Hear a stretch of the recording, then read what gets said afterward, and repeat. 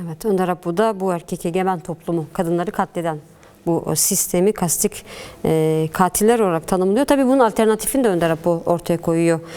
Bir yol haritası da sunuyor aynı zamanda kadınlar öncülüğünde demokratik bir toplumun inşa edilmesi için. Biraz bunu açalım istiyorum. Tabii ortaya koyduk, konuşuyoruz. Kadın katliamlarının aslında belki de temel ideolojik ve toplumsal nedenin de bu olduğu biliniyor.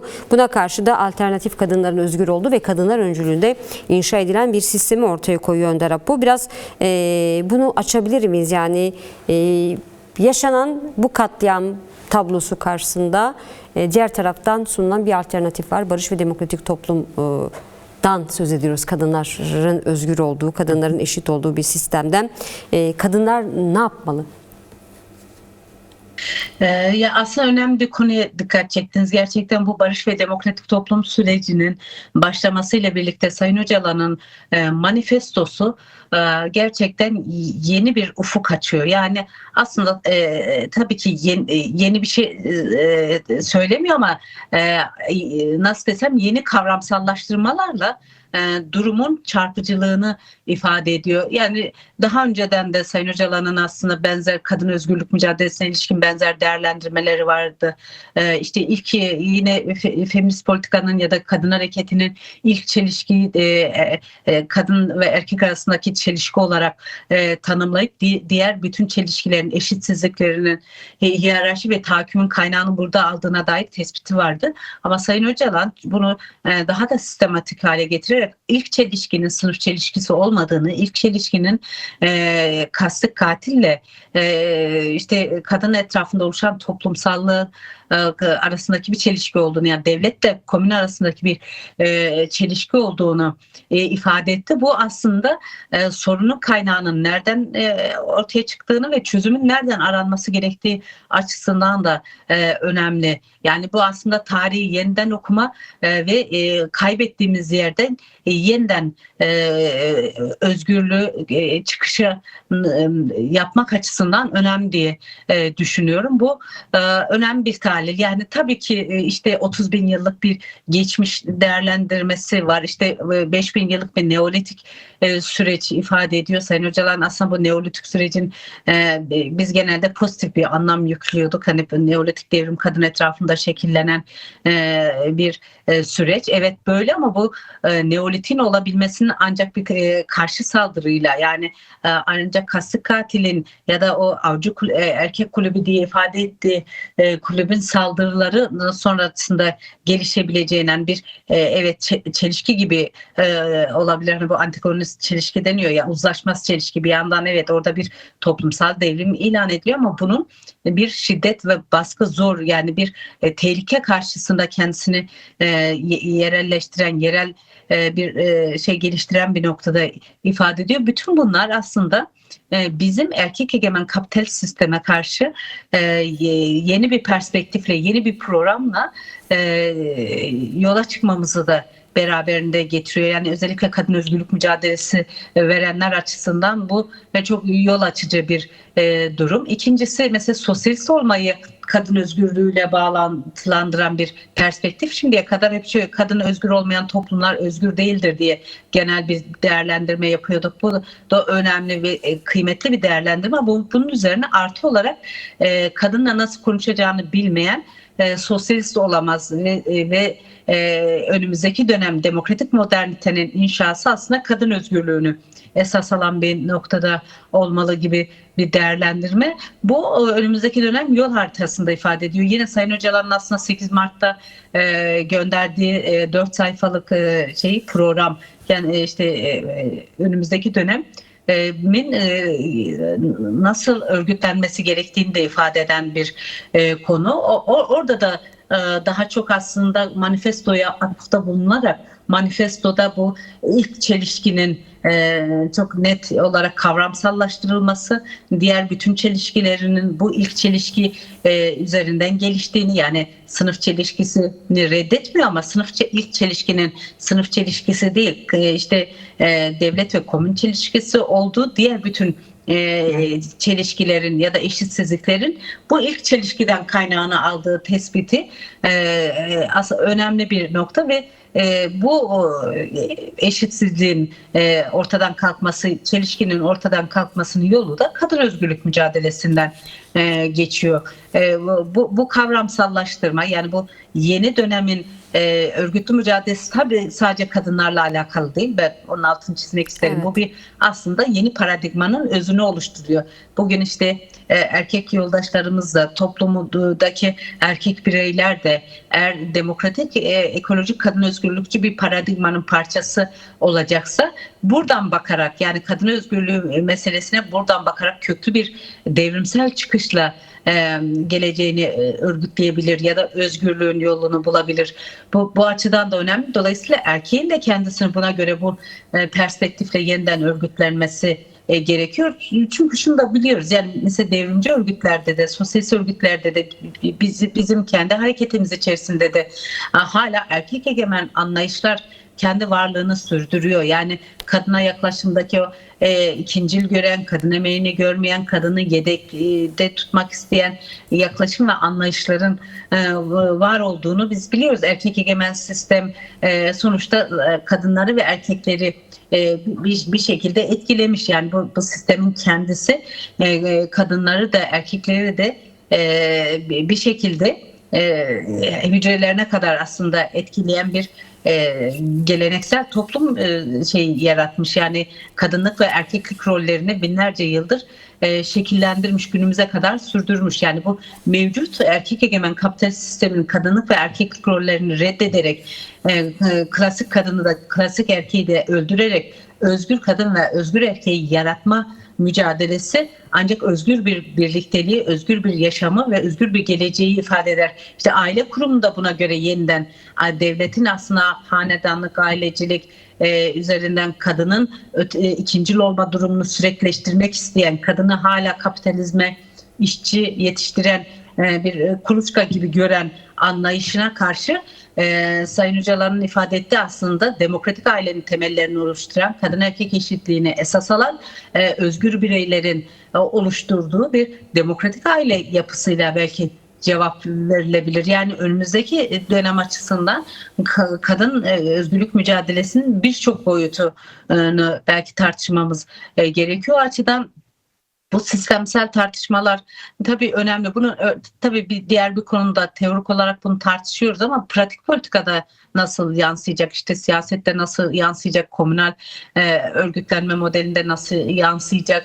işte aileye nasıl sirayet edecek, yani toplumsal ilişkiler nasıl dönüştürülecek, kadın erkek ilişkisi, bu çelişkisi nasıl giderilecek, öyle çok kolay değil. Konuşulduğu kadar kolay bir konu olmadığını da biliyoruz bu mesele ve önümüzdeki dönem belki de en çok konuşacağımız konular bunlar olacak diye düşünüyorum. O yüzden Sayın Öcalan'ın aslında paradigmasını biz kadınlar olarak, TC olarak eğitim konusu yapıyoruz, tartışıyoruz. Buradan nasıl bir sonuç çıkarmamız gerekiyor? Yani şimdiye kadar 5000 yıllık Neolitik kültürden başlattığımız süreci şimdi 30.000 yıllık bir geçmişe dayandırarak o mitolojiyi de içine alan kadınların özgürlük yürüyüşünü işte bir şekilde tanrıça kültüründen nasıl saray kültürüne hapsedildiğini Sayın Öcalan aslında ilk bu heyetimizin yaptığı görüşmelerde de ifade etmişti. İşte tanrıça kültürü, saray kültürü, sati kültürü ve özgür kadın kültürü diye bütün bu 4 aşamada kadınlar neler yaşadı, neler kaybetti ve biz özgürlük kültürünü nasıl oluşturacağız ve bu özgürlük kültürünü bu geçmişin bilgi, birikim, deneyimiyle nasıl şekillendireceğiz meselesi önemli bir konu. Gerçekten kadınların katledildiği, yani kadınlara karşı bir soykırım yaşandığı, kadın katillerinin cezasızlık politikasıyla nasıl desem ödüllendirildiği ya da bir şekilde erkek egemenliğinin toplumsal yaşama sirayet ettiği bir yerde bütün bunları tartışıyor olmak bence önemli ve kıymetli ama çok önümüzde çok uzun bir yol var. Yani Evet. evet kadın hareketleri, yani sadece TCA değil, yani sosyalist kadın hareketleri, işte feminist kadın hareketleri kadın özgürlük meselesinde çok önemli tartışmalar yürüttüler. Kavramsal, kuramsal önemli gelişmeler ifade edildi. Ama hala özgürlük sorunumuz orta yerde duruyor kadınların. Hala kadınlar en sevdikleri tarafından katlediliyor. Yani en yakınları tarafından katlediliyor. Hala kadınların mülkleştirme sorunu ortadan kalkmış değil yani. Sayın Öcalan'ın aslında işte Marx'a atfen söylediği, Marx parayı metanın kraliçesi olarak tanımlıyordu. Oysa asıl metaların kraliçesi kadındır diye ifade ettiği şey aslında bu işte kadının mülkleştirilmesi, özel mülk olarak görülmesi ve üzerinde işte emeğinin, bedeninin sömürülmesi, kadının bedeninin bir savaş alanına dönüştürmesi, sadece sıcak savaş açısından söylemiyorum, Orta Doğu'daki savaş açısından, erkek egemenliği tarafından da öyle. Yani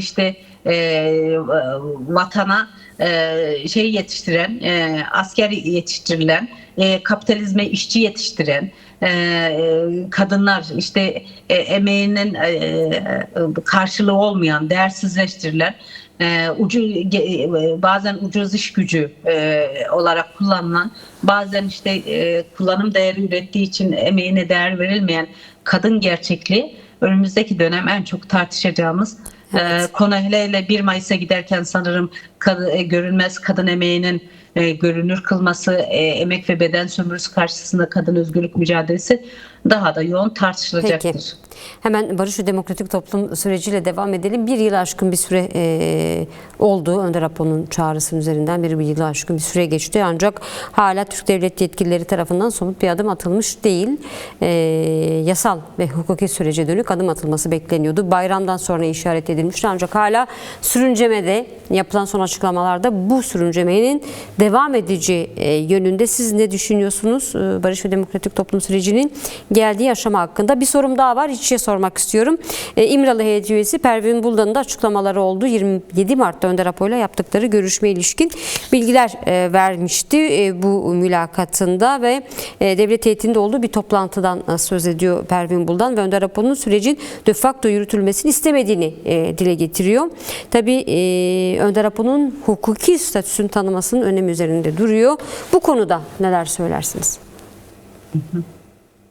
Aslında son sorunuzda başlamak isterim. Sayın Öcalan ilk 27 Şubat 2025 tarihindeki kamuoyuna sunduğu Barış ve Demokratik Toplum bildirgesinin son bölümünde sevgili Sırrı Süreyya Önder tabii şimdi aramızda değil ama onun sözlü olarak ifade ettiği bu sürecin hukuki ve siyasi güvenceye alınması konusunu ilk andan itibaren temel gündem olarak görüyor. Yani Sayın Öcalan'ın aslında bu 27 Şubat çağrısında defalarca konuştuk. Sizin programlarınızda da değerlendirme yaptık. Belki tekrar olacak, izleyenler açısından sıkıcı da olabilir ama ben altını bir kez daha çizmek isterim. Yani 27 Şubat bildirgesi Sayın Öcalan'ın ifadesiyle bu bir programdır diye ifade etti. Birincisi Kürt siyasi hareketinin kendi geleceği açısından. Sayın Öcalan PKK'nın ortaya çıkış koşulları, devletin inkar, imha ve asimilasyon politikasına karşı ortaya çıkan bağımsız Birleşik Kürdistan perspektifi, Ekim devriminden bundan etkilenme, Kürt halkının özgürlük sorunun ulus devletle çözülebileceği perspektifi, bütün bunların aşıldığı yeni dönemde ulus devletlerin bütün dünya açısından ama özellikle Orta Doğu açısından kriz ve kaos yarattığı, bunun aşılması gerektiği, dolayısıyla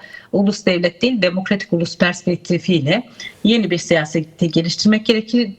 Demokratik siyasetin, demokratik ulusun inşasında da silahlı mücadele değil, demokratik siyaset, yani siyasal mücadelenin önemli olduğunu, hatta bu konuda Ekim devrimi, mesela Birinci Dünya Savaşı sonrası Ekim devrimi gelişti, İkinci Dünya Savaşı sonrası Çin devrimi gelişti. Mao'nun söylediği zafer namlunun ucundadır sözünün aslında 21. yüzyılda kanıtladığı gibi namluyla gelen zaferin aslında toplumda demokratikleşmediğini, esas da Ekim devriminin işte çöktüğünü, 70 yıllık bir reel sosyalist deneyimden sonra çöktüğünü, Çin devriminin de devlet kapitalizmine bir şekilde dönüştüğünü ve aslında toplumun umudu açısından, yani sorunları çözme açısından yetersiz kaldığını, dolayısıyla yani toplumcu sosyalizmin gelişimi konusunda demokratik siyasetin kanallarının açılması gerektiğine dair değerlendirmesi önemli. Ve bu konuda da daha çok devletten beklemekten ziyade kendisini, kendi örgütüne, halkına, kadınlara ve gençlere güvenen bir yerde bu süreci tanımladı. Yani devletle ilgili bölümü aslında %10'luk bir bölüm olarak tanımladı. O da devletin Kürt yani silahlı mücadelenin sonlandırılması sonrası demokratik siyasetin kanallarını açılması, siyaset yapma özgürlüğü, düşünce ifade özgürlüğü, eylem özgürlüğü, yani yasal ve anayasal bir yurttaşlık, yurttaşların kendi geleceğini kendisi belirleyebileceği demokratik siyasetin önünü açacak bir süreç olarak tanımladı. Bunu da hukuki yani hukuki güvence olarak tanımladı. Yani silahları susacak, silah devre dışı çıkacak ama toplumun özgürlüğünün güvencesi hukuk olacak diye. Başından beri ilk söylediği şey bu. İkincisi, bunun bütüncül bir hukuk olması gerektiğini ifade ediyor. Yani haklar bir bütündür. Yani mesele sadece silahların sonlanması değil, gerçekten özgürlüklerin güvence altına alınması, silahların susması, Kürtlerin özgürlüğü konusunda ki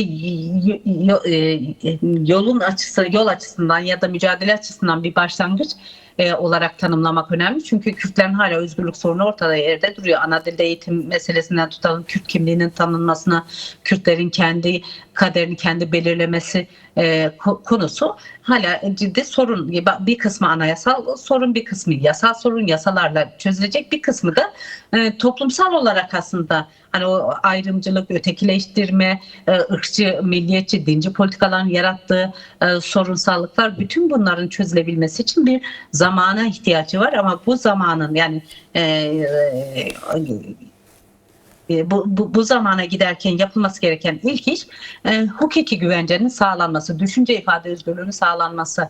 Yani düşünce ifade özgürlüğü Kürtler açısından çok temel. Sayın Öcalan aslında kadınlar için de söylemişti. Ne zaman isyan edilir? Senin aslında kendini ifade etme hakkın elinden alındığında. Yine bu 27 Şubat çağrısına ilişkin temel bir şeyler, konulardan birisi Sayın Öcalan'ın söylediği tanınma, yani Kürt kimliğinin tanınması. Yurttaşlık haklarının, Kürtlerin gasp edilen yurttaşlık haklarının iade edilmesi. Birinci yılında, yani 27 Şubat'ın birinci yılında Sayın Öcalan'ın yine gönderdiği mesajda bir konu çok önemliydi. Kürtlerin devletle, cumhuriyetle barışması ama cumhuriyetin de Kürtlerle barışması meselesi. Yani karşılıklı bir süreç. Çünkü asıl bugün sorun aslında bu Cumhuriyet'in birlikte Kürtlerle Türklerin ya da Türkiye halklarının birlikte kurduğu Cumhuriyet'te Kürtlerin dışlanması. Hatta 1924 Anayasası'yla birlikte Kürtlerin varlığının inkar edilmesi meselesi. Aslında bu inkar siyasetinden vazgeçince Kürtlerin varlığını kabul etmek anlamına gelir. Kürtlerin varlığının kabulü de Kürtlerin hak ve özgürlüklerin iadesi anlamına gelir. Aslında bu bir süreçtir. O açıdan da Sayın Öcalan'ın hukuki süreçte bu kadar ısrar etmesinin bir nedeni bu. Bunun altını çizmek gerekir. Gelinen aşamada bir yıldan fazla bir süreç yaşandı. Siz de ifade ettiğiniz Kürt siyasi hareketi önderliğiyle birlikte, halkla birlikte bu sürece yönelik desteğini tüm yönleriyle ortaya koydu. İşte PKK kendini feshetti. Silahları sembolik olarak yaktı. Şimdi demokratik siyaset kanallarının açılmasını bekliyor. Devlet tarafından şimdiye kadar yapılan tek somut adım meclisteki bir heyetin İmralı'ya gidip Sayın Öcalan'la görüşmüş olması. Mecliste bir komisyon kuruldu ve bu komisyon rapor yazdı. 6. ve 7. bölümündeki raporda hukuki adımları, gerekli hukuki adımların atılması konusunda da meclise göreve çağırdı. Şimdi aslında meclisin görevini yapmasını bekliyoruz. Yani asıl problem bu. Meclis bir şekilde bu görevini yerine getirmiyor. Tabii ki buradaki yürütmenin, yani AKP'nin büyük bir sorumluluğu var. AKP, MHP bu süreçte başından beri işte süreci zamana yayan bir strateji içerisinde oldu. MHP belki dönem dönem çağrılar yapıyor. En son işte Devlet Bahçeli yine oyalama olmaması gerektiğini ifade ediyor ama AKP hala bu oyalama siyasetine devam ediyor. Bunun çeşitli nedenleri var. İşte Orta Doğu'daki Son gelişmeler. günlerde iktidar tarafından yapılan açıklamada daha çok Kürt Özgürlük Hareketi'nin zamana yaydığı iddia ediliyor. Yani bunu nasıl değerlendirmek lazım? Kürdistan Özgürlük Hareketi Önder Apo'nun çağrısıyla birlikte aslında birçok adımı da attı ve bunu somut olarak da gördük gazeteciler olarak. Son Numan Kurtulmuş'un bir açıklaması var. Bu minvalde ve son 2 gündür AKP yetkilileri tarafından da bu şekilde açıklamalar yapılıyor. Bunu nasıl yorumluyorsunuz? Bence iktidar sorumluluğunu yerine getirmemek açısından ya da zamana yaymanın bir gerekçesi olarak bunu yapıyor. Bu bir aslında mevcut iktidarların uyguladığı bir yöntem. Yani gerçeği bükmek. Yani asıl gerçek iktidarın bunu zamana yayması, gerekli adımları atmaması, bunun için çeşitli bahaneler geliştirmesi. İşte daha önce ki süreçte Rojava'yı bekledi. İşte bu işe Rojava da dahildir. Şimdi Rojlat da dahildir. Yok mağaralar boşalmadı. Yok şu olmadı gibi gerekçelerle aslında hukuki adımları engelleyen bir noktada. Bu tabii burada şu yaklaşım var, yani aslında devlet en nihayetinde Kürt sorununu demokratik ve barışçıl çözümünden ziyade silahların devre dışına çıkmasına odaklandığı için esas da Kürt sorununda, yani devlet henüz stratejik bir değişikliğe gitmiş değil. Asıl problem burada. Bakın Sayın Öcalan aslında stratejik bir değişiklik yaparak silahlı mücadeleyi sonlandırıp demokratik siyaset kendi örgütünü dönüştürüyor. Toplumu buna göre hazırlıyor. Demokratik sosyalist bir yaşamı, yani inşasını demokratik siyasetle olması gerektiği konusunda radikal bir dönüşüm, stratejik bir dönüşüm sağlarken devlette bir böyle bir stratejik bir değişim görmüyoruz. Asıl bu kadar zamana yaymanın ya da Orta Doğu'daki savaş ve çatışmayı konusunda ki gelişmeleri beklemenin nedeni de bu. Yani Türkiye aslında 3. Paylaşım Savaşı'nda kendi üzerine, yani bölgedeki savaşın Türkiye'ye teğet geçme ihtimalini gördüğünde süreci bozma ya da şey yapma ihtimali de var yani. Esas itibariyle bugün Orta Doğu'daki gelişmeler, İran müdahalesi, İran sonrası Türkiye'de Türkiye'nin de bu savaşın bir parçası haline getirmesi gibi tartışmalar, risk durumu aslında Türkiye'yi bu sürece yönlendirdi. Yani devlet haklı. Bir kez daha Kürt-Türk ittifakına ihtiyaç duydu. Bu ihtiyaç hala devam ediyor. Ben bunun önemli olduğunu düşünüyorum Orta Doğu'daki gelişmeler açısından ve bu belki önümüzdeki dönem yasal adımların atılması konusunda da bir şey geliştirecek. Diğer bir konu aslında, yani toplumsal bir talep olan barışın siyasetinin yapılması konusunda AKP'nin koyduğu engeller var. Bir yandan işte ana muhalefet partisine sürekli operasyonlar yapıyor, gözaltı tutuklamalarla. CHP'yi kendisiyle uğraşır hale getiriyor. Yani Türkiye'nin meseleleriyle en önemli meselesi 100 yıllık sorun çözümünü bekleyen Kürt meselesinden uzak tutuyor. Kendisiyle uğraştırıyor. Diğer kendisi ne zorlayan bir yön olmuyor. İşte Kürt siyasi hareketini de belli bir şekilde taleplerini abartılı olduğunu değerlendiriyor. Esas itibariyle aslında abartılı bir değerlendirme yok. Mesela Kürtler ne istiyor? Önderliğinin özgürlüğünü istiyor, değil mi? Yani baş müzakerecinin özgürlüğünü istiyor. Bu en makul taleptir. Ama iktidar tarafından Sayın Öcalan'ın özgürlüğü talepleri bir şekilde baskılanıyor. Sayın Öcalan'ın özgürlüğüne dair yapılan eylem, etkinlikler kriminalize ediliyor. Bu talebin dillendirilmesi ortadan kalkıyor. Oysa bu Devlet Bahçeli ne demişti? İşte gelsin mecliste siyaset yapsın, umut hakkı uygulansın diye. Bu mesela önemli bir çağrıydı. Aslında demokratik siyasete çağrıydı ama AKP demokratik siyaset, Sayın Öcalan'ın gelip demokratik siyasete katılmasının koşullarını yaratmıyor yani. Bırakalım bunun koşullarını yaratmak, aslında bir şekilde tecrit politikası devam ediyor. Yani Sayın Öcalan'ın aslında bir yıllık süreç Sayın Öcalan'ın büyük emek ve çabasıyla bir şekilde ilerliyor yani. Devlet açısından baktığımızda dediğim gibi tek somut adım meclisteki komisyonun kurulması ve işte meclise ödevini hatırlatması. Onun dışında şimdi yapılması Peki. gereken şey yasa çıkartmak. Bu tespiti yaptıktan sonra ben en nihayetinde meclisin bir yasa çıkaracağını düşünüyorum. Yani öyle yasa çıkarmayacak değil. Ama bu yasanın nasıl olacağı da önemli. Yani sadece negatif barış diye ifade ettiğimiz silahların bırakılmasına yönelik bir yasa mı olacak? Yoksa kısmı Türkiye'de demokratik siyasetin önünü açacak yasalar mı olacak? Tabii ki Türkiye'de, yani Türkiye'nin yapısal krizleri var. Yani Cumhuriyet'in işte 100 yıllık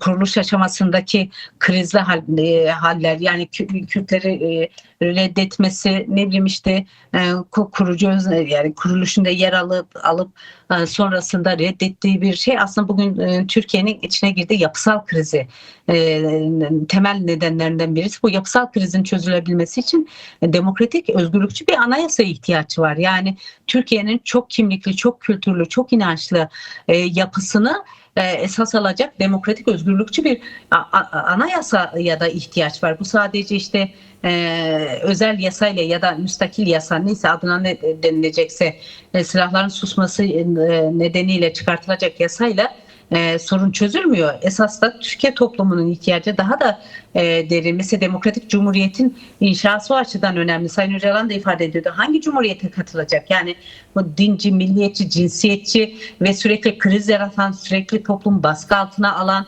düşünce ifade özgürlüğünü ortadan kaldırılan bir cumhuriyetin özgürlükleri güvence altına alması beklenebilir mi? O açıdan cumhuriyetin de değişip dönüşmesi gerekir. Ya son 3 dakikamız Gemlik yürüyüşünü de sormak istiyorum size. 19'unda Gemlik'te olacak. Tabii Gerencinin Azat, kadınlar Gemlik'te olacak. Tabii kadınlar bu sürecin öncüsü dedik. Kadınlar Önder Apo'nun özgürlüğü için eylemlerin öncüsü. Son olarak birkaç cümleyle neler söylemek istersiniz? Gemlik yürüyüşünün önemi ve temel talebi tabii ki Önder Apo'nun özgürlüğü, biliyoruz. Bunu açıkladınız. Buyurun, sizi dinliyoruz. Aslında biraz önceki konuyla çok bağlantılı. Yani kadınlar Kürt sorunun çözümü, Türkiye'nin demokratikleşmesi ve kadınların özgürlüğü için mücadele ediyor. Yani esas da bu barış ve demokratik toplumu sürecinin başarıya ulaşmasının yolu Sayın Öcalan'ın özgürlüğünden geçiyor. Bu kadar net. Yani Sayın Öcalan'ın özgürlüğü, toplumun özgürlüğü, kadınların özgürlüğü, Türkiye'nin barışı. Aslında Türkiye'nin demokratikleşmesi, Türkiye meselesi, bu sadece Kürtler açısından da değil. Aslında Türkiye halklarının özgürlüğünü de ifade eden bir noktada. O açıdan biz Gemlik'teki yürüyüş bir şekilde bunlara bir dikkat çekmek açısından da önemli. Yani Sayın Öcalan'ın özgürlüğü demokrasi ve barışın gelişmesinin önünü açacak ve özgürlükleri güvence altına almak açısından önemli bir aşamaysa bunun yolu İmralı tecritinin ortadan kalkması ve İmralı'nın bir barış adasına çeviren Sayın Öcalan'ın özgürlüğünün sağlanmasıdır. O açıdan kadınlar olarak talebimiz çok net. 2 talep var. Kürt Halk Önderi Sayın Öcalan'ın özgürlüğü ve barış ve demokratik toplum sürecinin gereklerini yerine getirmesi meselesi. Bu 2 taleple biz Gemlik'te buluşacağız. Bu vesileyle sizin aracılığınızla da tüm kadınları bu yürüyüşe davet ediyoruz. Evet, siz de ifade ettiniz, belki 1000 kadın gibi biz hani 1000 kadına bu süreci başlatıyoruz ama 1000 kadın olmak zorunda değil. Daha çok kadın, barış isteyen, demokrasi isteyen, özgürlük isteyen, silahların konuşmasını istemeyen, Orta Doğu gibi savaş ve çatışmanın olduğu bir yerde, barışın bu kadar toplumsal ihtiyaç haline geldiği bir yerde toplumsal barışı sağlamak isteyen herkesin, sadece Kürtlerin de değil, barıştan yana olan herkesin TCA'nın başlattığı bu yürüyüşe destek vermesi, kadınların barış sesine ses vermesi önemli diye düşünüyoruz. Tabii ki bu bir şey değil, son değil. Daha önce de biliyorsunuz biz Ankara'ya bir yürüyüş gerçekleştirmiştik. O zaman da yine devlete adım at ve umut hakkı konusundaki gerekli yasal düzenlemeyi yap diye çağrıda bulunmuştuk.